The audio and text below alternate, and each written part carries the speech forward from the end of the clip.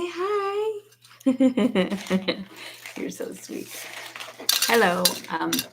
Charles fell asleep again, so we have Caden again, the little sweetie. Hi. Hopefully he's not too noisy. You sweet baby. Yeah, you're a sweet baby. He likes the camera.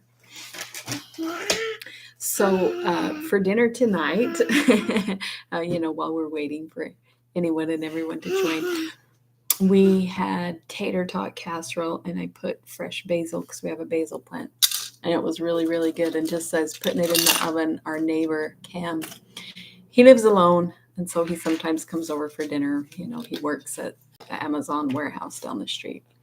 And he texted me and said, "Hey, I know it's kind of late, but do you have an extra place for dinner?" So he came over for dinner. He's a sweet guy. Anyway, so we had green salad, steamed broccoli, cauliflower, tater tot casserole, and it was yummy. And then I didn't make a dessert. I don't feel good, and we had a couple cookies left over. And I was just going to show off a couple of the things, the things that I make, right? My night lights have been super, super popular. Now, this actually isn't one of the cuter ones because I was kind of trying to do blue and yellow, but they mixed a little and kind of turned an odd, like grayish green, which, blue and yellow makes green, but I was trying to keep them separate and it didn't work very well.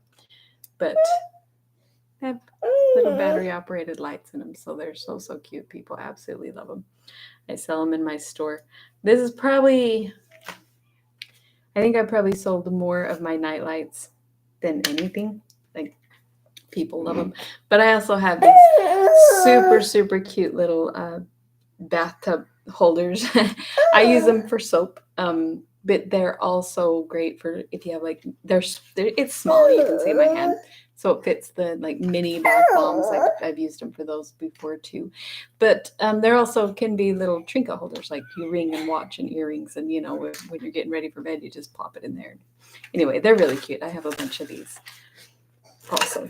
Very cute in my store. Down the road and he'll see Christmas lights on balconies and he's like, oh, everywhere we go, he loves lights. Oh, yep, so pretty. Okay, so we are just about ready to get started. Chapter 13.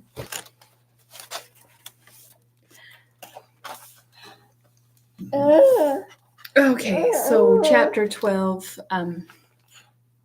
Kit went to see Hannah, and Nat was there, and she helped him thatch the roof and everything. And then when they were coming home, she kind of stayed late, a little bit too late. And so when they got home, then her uncle found out that she's been going to see Hannah and said, "I forbid you to ever go there again." But her and Nat had quite a good time. So there's something going on there, right? Hi. You're so sweet. Hi. Hi. Okay. Chapter 13. Think you've never been to a husking bee, exclaimed Judith. Why, they're more fun than all the holidays put together. Just husking corn all the evening? It sounded to Kit like an odd sort of party. Her arms still ached from resting the heavy ears from the stalks, row after row, hour after hour. Oh, it doesn't seem like work when everyone does it together. We all sing, and Jeb Whitney brings his fiddle, and there's cakes and apples and cider. Oh, I always think autumn is the very best time of the year. They say the crop is not too plentiful this year, Mercy put in slyly. Could be there won't be as many red ears as usual. Judith tossed her head. I'll find one. Never you fear, she said blithely. I have my own methods. Red ears? Are they better than the others? At Kit's innocent question, her two cousins burst into peals of merriment. You wait and see, advised Judith. Come to think of it, I guess I'll make certain that William gets one too. Then you'll find out. At her own sudden suspicion, Kit blushed crimson. In a rare mood of intimacy, Judith linked arms with Kit as they set out along High Street to gather the last of the corn in the meadow. It was more than the sparkling September air that accounted for her high spirits. I just feel it in my bones, she confided, that something wonderful is going to happen tonight at the corn husking. Judith's excitement was contagious. Kit began to feel a tingle of anticipation, though she still couldn't see how anyone could make a festivity out of hard, dusty work. It was the first party of any sort to which she had been invited in Wethersfield. The few young people she had come to know, the ones she had seen at Sabbath meeting and lecture day, would all be there. I never knew you could predict the future, she laughed, but I hope you're right. Oh, you like the lights, don't you? So pretty. I know I am, said Judith, because this time I'm going to see to it that something happens. I've made up my mind. You mean... You're so cute. Hi. I love you. No. You mean John Holbrook? Of course I mean John. You know how he is, Kit. So serious and shy. He'll never be able to find his tongue if I don't help him out. But John is still a student. I know he hasn't any property like William or any way to support me yet. That's why he doesn't speak. But I know how John feels, and I know how I feel, and why should we wait forever without even making plans? And what could ever be a better time than a husking bee? Judith, Kit ventured doubtfully, do you really think... You'd better be thinking about your own affairs, laughed Judith. William isn't like John. He's like me. When he's made up his mind, he isn't going to wait forever. Why did Judith have to remind her, Kit thought wryly. Ever since the day of William's house raising, when the neighbors had gathered together and working from dawn to sunset had raised a fine, imposing frame and nailed the sturdy new clapboards in place, Kit had known that William was only waiting a propitious time to speak. She had long since decided what her answer would be. As William's wife, she could come and go as she pleased. There would be no more endless drudgery, and she could snap her fingers at a woman like Goodwife Cruff. Besides, William admired her. In spite of the fact that he was often bewildered and scandalized, he was still as infatuated as he had been that first Sabbath morning. Then why did Judith's teasing always raise this cold little lump of foreboding? Yeah, I don't know if you want your man to be infatuated and scandalized by you. That would not be the best relationship, I think. She glanced longing. Are you making faces? You're so silly. She glanced longingly toward the little house by Blackbird Pond and promised herself that she would steal a few moments on the way home. But work as fast as she could, when she and Judith finished their task, there was time for only a flying visit. Prudence had been there, Hannah told her, but had not dared to wait for a lesson. If only these old eyes of mine could make out the letters, Hannah regretted. But actually, the child doesn't seem to need much help. She's just hungry for more to read, poor little mite. I keep hoping the goat's milk will put a little fat on her bones. Judith was... Oh, you noisy little pumpkin. Gonna go get it? Oh, you want back up? You don't want to go get it. Judith was out of sight when Kit started back along South Road, but to her surprise, she glimpsed a familiar wide black hat in the distance and paused to wait as John Holbrook came loping along the road to catch up with her. Dr. Bulkeley sent me to find some skunk cabbage, he explained, waving a bunch of green. 'Tis a rare cure for asthma, he says. How do you come to be walking alone? Judith went on ahead, she explained. Had he hoped to meet Judith on the road? I stopped to see Hannah Tupper. She said the name deliberately and was rewarded by his startled eyes. The widow Tupper? Does your family know about that, Kit? Judith and Mercy know. Hannah is a good friend of mine. She is a Quaker. Does that matter? Yes, I think it does, he said thoughtfully. Not that I hold anything against the Quakers, but this woman has no proper reputation. She's been accused twice of practicing witchcraft. That is just cruel gossip. Probably, but I'd hate to see it turned against you, too. You know, Kit, there are a few people here in town who still haven't forgotten the day you jumped into the river. If they find out that you're acquainted with a witch, John, how can you pay attention to anything so silly? Witchcraft isn't silly, Kit. Dr. Bulkley says. Oh, Dr. Bulkley says, retorted Kit. I'm tired of hearing what Dr. Bulkley says. Don't you ever think for yourself anymore, John? At the hurt in his blue eyes, she was instantly contrite. I'm sorry, she said, impulsively laying a hand on his sleeve. I didn't mean that, really, but since you've been studying with that man, you seem to have changed somehow. At once he forgave her. You don't know him as I do, he explained. Every day I realize how much I have to learn. But it's not just the studies. We do change, Kit, in spite of ourselves.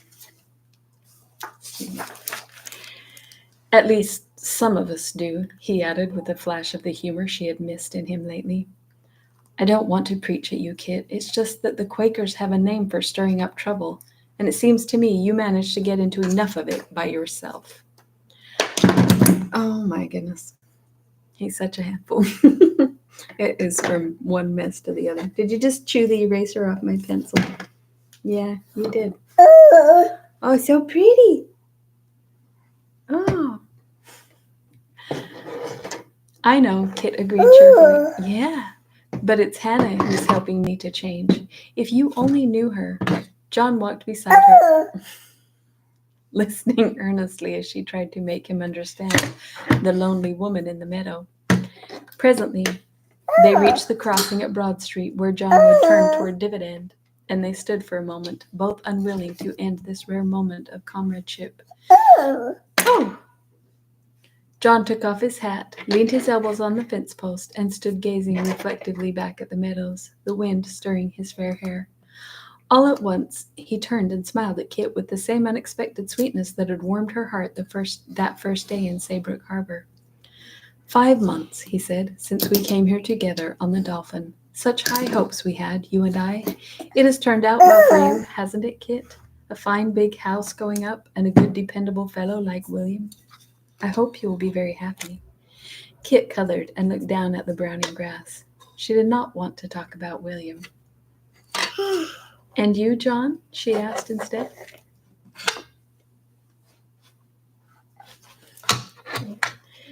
Perhaps, he answered, and the smile lingered at the corners of his mouth. We shall see. Sooner than you think, maybe, thought Kit. Are you going to the husking bee tonight? She inquired mischievously. I don't know, he considered. Will Mercy be there? Mercy? Why, no, I don't suppose she can be. It's more than a mile away. Then I think I shall spend the evening at your house instead. I seldom have a chance to talk to her. But they say a husking bee is such... Slowly, she began to realize what he had said. John, why should you want to talk to Mercy? His eyes twinkled. Why do you think I come so often? But I thought, we all thought, it has always been Mercy, from the very beginning. Didn't you guess that? Oh, John! In a burst of incredulous joy, Kit flung both arms rapturously about his neck. With a startled glance up the road, John tactfully freed himself. His very ears were pink, but his eyes were shining down at her. I'm glad you approve, he said. Do you think I have a chance, Kit? A chance? Just you try. Oh, John, I'm so happy I could dance a jig. I cannot try yet, he reminded her soberly. I have nothing to offer her. Nothing at all. You'll have a church of your own someday. Only, could Mercy... Do you think she could manage a minister's household? Come here.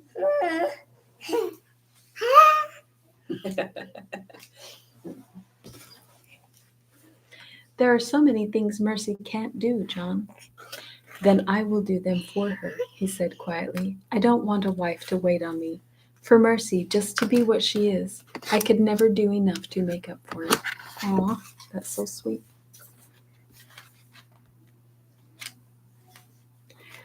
Then tell her tonight, John, she urged, remembering the longing in Mercy's eyes. Perhaps, he answered again. We shall see. Walking home past Meeting House Square, Kit could hardly keep from dancing. She wanted to shout and sing. Oh, excuse me. Oh, I'm tired.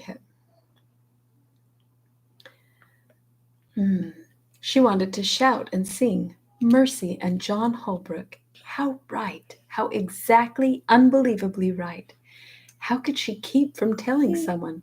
They must see that she was bursting with excitement. Judith would surely. Judith! Her jubilant feet came suddenly to a halt. How could she have forgotten? Ought she to have said something to John? Warned him somehow? No, she could hardly have done that, in fairness to Judith. I like your little song. He was so completely unaware, so serious and shy, as Judith herself had said, so wrapped in his books and his dreams. So wrapped in his books and his dreams of Mercy that he had never even noticed that Judith had set her cap for him. What was this something that Judith was so sure was going to happen tonight? What sort of scheme did Judith have up her sleeve? Well, if he doesn't go to the husking bee, nothing can happen, she thought practically. And who knows, if he's there with Mercy... Oh, dear, Judith is going to mind terribly. But she is so proud. She'll put her nose in the air and pretend she never had such an idea in her head.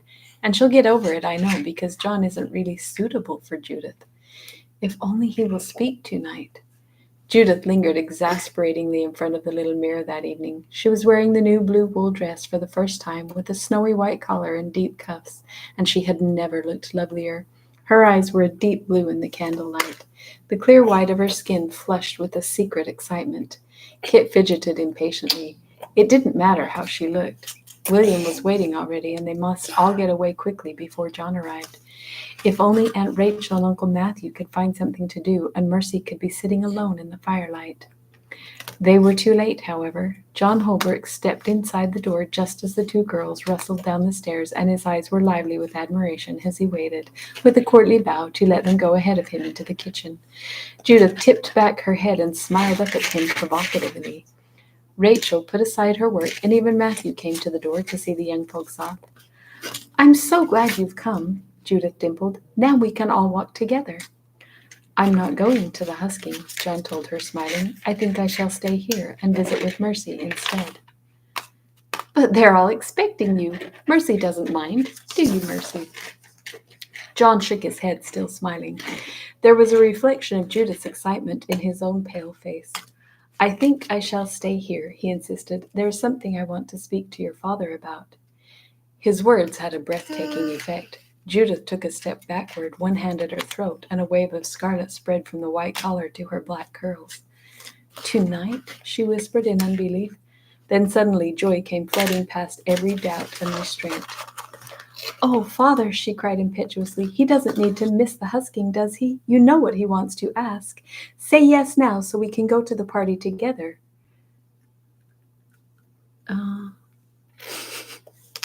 So awkward. Can you imagine being in that situation? It's so bad. Matthew Wood was bewildered. "Why, daughter," he rebuked her, "what sort of talk is this?" "Shameless talk, and I don't care," laughed Judith, tossing her black curls. "Oh, Father, you must have guessed. John doesn't need to tell you." Such radiance was irresistible. Matthew Wood's stern features softened, and when he turned to John, he was actually smiling. "If you will come courting such a headstrong, brazen girl," he said indulgently, "then I can only give you both my blessing. Perhaps you can teach her some neatness." John stood dumbfounded, his pale face shocked, completely colorless. He seemed totally unable to collect his wits. "Tell them," urged Kit, silently and desperately. "You've got to say something, John, right away."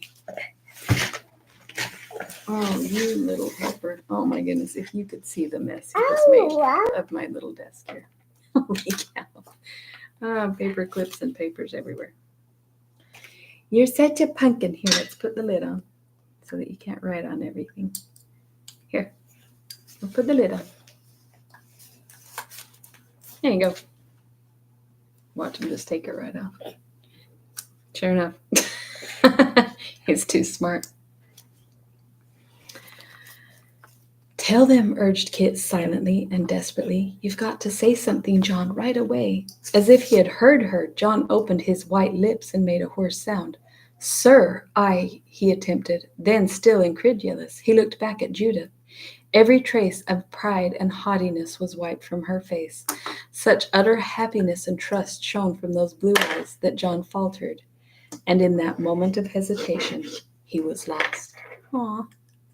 William's heavy hand descended on his shoulder. Aunt Rachel held out both hands to him, with tears in her eyes. Then Mercy came slowly from the hearth, her head up, her great eyes clear and lustrous. I am so glad for you both, she said warmly. Only Kit could say nothing. Aw. Aw.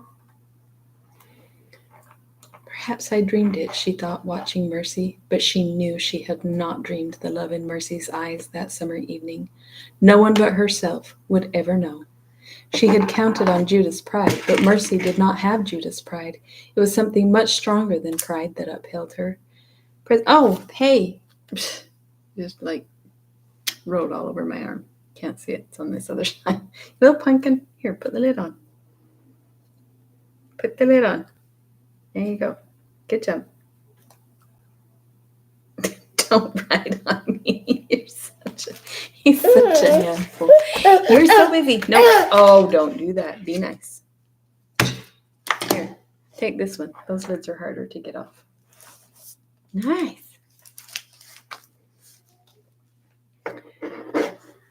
Where was I? Presently, the four set out together into the still, frosty twilight.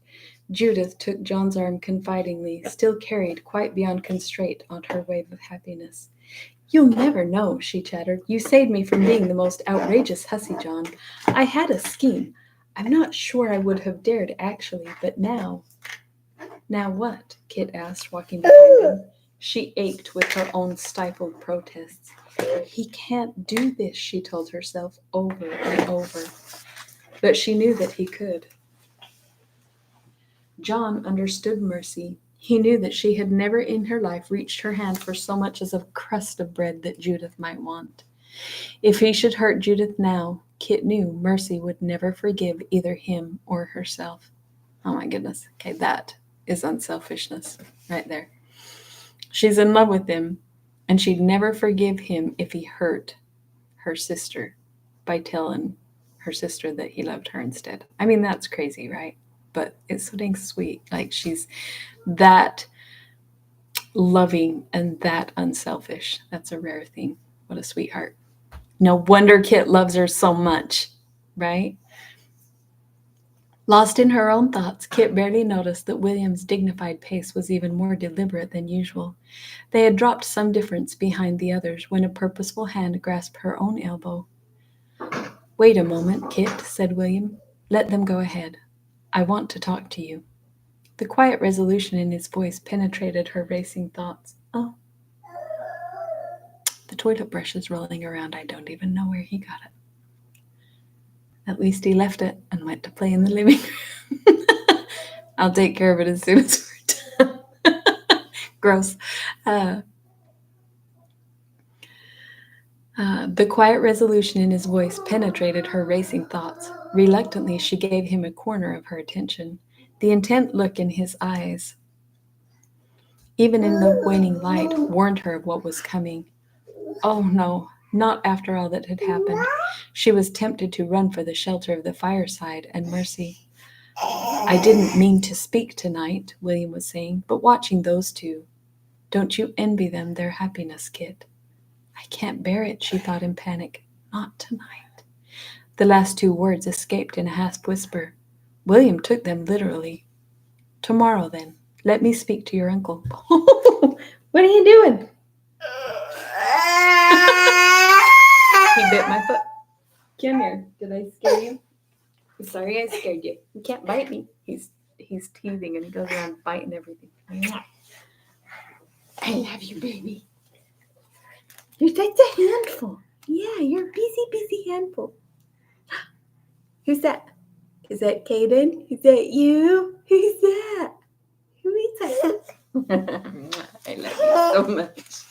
I love you so much.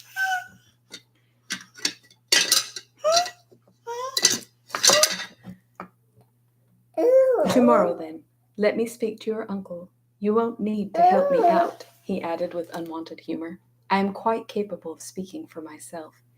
Kit stood shivering in the damp twilight. This silk dress is not warm enough for New England, she thought irrelevantly.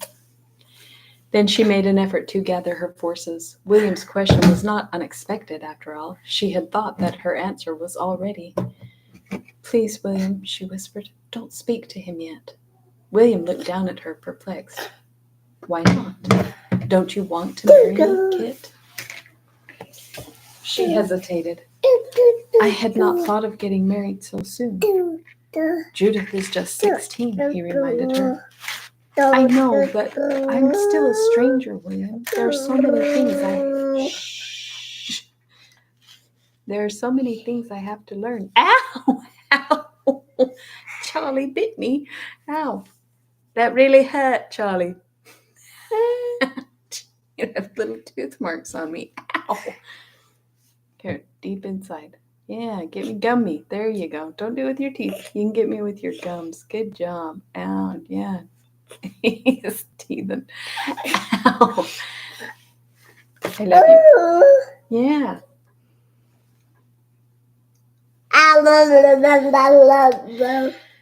There are so many things I have to learn. That's true, he agreed. He was silent a moment. I won't hurry you, Kit, he said reasonably. The house can't be finished before spring anyway. He's so noisy. I hope you can hear. I'll wait for your answer. What her answer would be seemed to have not the What her answer would be, he seemed to have not the slightest doubt. As they walked on, his hand remained on her elbow with a new possessiveness. Laughter spilled from the open door. The great barn was glowing with lanterns swinging from the hand-hewn timbers. There was a fragrance of new hay and the warm, reassuring smell of cattle. The gaily dressed young people sat in a circle around a vast mound of silk-tasseled corn, and already the husking had begun. Shouts of welcome greeted the newcomers, and the circle shifted to make room for them. To Kit's surprise, the husking was fun, enlivened by singing and wagers and jokes that seemed uproariously funny. She was astonished. Wethersfield was not always dull. Wethersfield was not always a dull, solemn place. Had her uncle ever been to a husking, she wondered? What? Oh, I love you. Just a second, almost done. All at once, a new shout went up. Judith sat with a half-shucked ear of corn in her lap, and from the ruffled silk peeped bright orange-red kernels. Oh, just a second. Look, it's almost done. Who's that? Who's that? Is that you? Is that you? Let's finish our chapter. We're almost done. Almost done. You silly baby. You silly? Yeah. And from the ruffled silk peeped bright orange-red kernels. Judith laughed and tossed back her head with all her old arrogance. I haven't any need for a thing like that, she said triumphantly. What am I offered for it? Without waiting for an answer, she tossed it straight across the circle into William's hands. There were a few giggles, a hush of curiosity.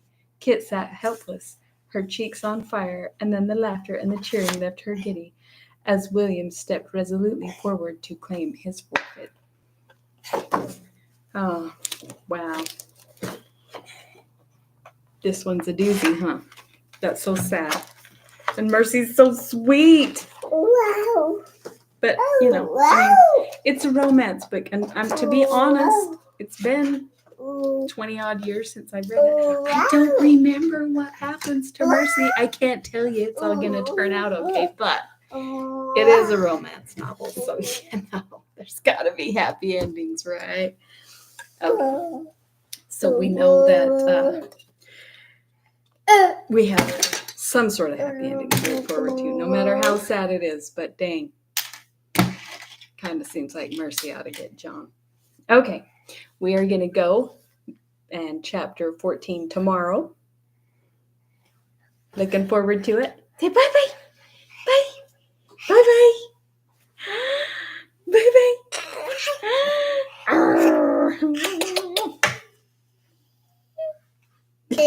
Sometimes I can get him to wave and he'll say bye, but I guess he's not in the mood. You're silly. You're silly, baby. You're silly, baby. Yeah, you're silly. You're silly. Okay, see you tomorrow. Oh, I am gonna read on Christmas Day. He's so noisy. Just because I miss my guys so much and I wish we were spending Christmas together. If nobody comes, that's fine. You can watch it back later, but I am going to do a reading every day next week too. So we'll see you tomorrow. Wow. Wow. Oh, wow.